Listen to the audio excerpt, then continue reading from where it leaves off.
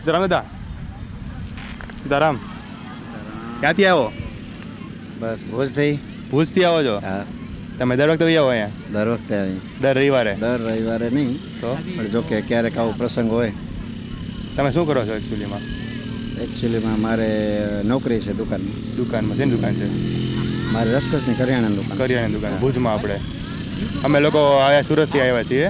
ઓહો, બરાબર. આપણે ભુજમાં રોકાણા છીએ આજે. બરાબર છે. અમે આ બાજુ જોવા આવ્યા હતા આજે.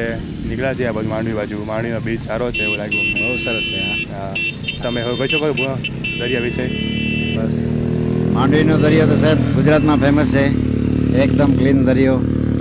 અહીંયા સહેલાણીઓ પણ બહુ મોટી સંખ્યામાં આવે છે. બરાબર છે. અને મોદી સાહેબે જેમ કીધું કે કચ્છ નહીં દેખા તો કુછ નહીં દેખા, કુછ નહીં દેખા. એનો પણ એક આ બીચનો એક ભાગ છે. કચ્છમાં બીજા ઘણા બધા સ્થળો છે, પણ રમણીય સ્થળ જેને કહેવાય. અને કચ્છનો બીચ એકદમ જેનું હાર્ટ કહેવાય, કચ્છનો હાર્ટ. બરાબર. એ હાર્ટ સમાન આ દરિયા કિનારો છે. અને અહીંયા બહુ સહેલાણીઓ આવે છે. બહુ મજા આવે, બહુ એન્જોય કરે, બધા યાદ કરે કચ્છને. તમે કેટલી વાર આવી ગયા છો? હું તો ઘણી વખત આવી ગયો છું અહીંયા. તમારા ફેમિલીમાં બીજું કોણ છે? મારા ફેમિલીમાં બધી આખી મારી ફેમિલી આવી છે. હા. એ લોકો અત્યારે બસ દરિયાની મજા લે છે. કોણ કોણ છે ફેમિલીમાં? મારી વાઈફ છે, મારા સન છોકરો છે. બરાબર.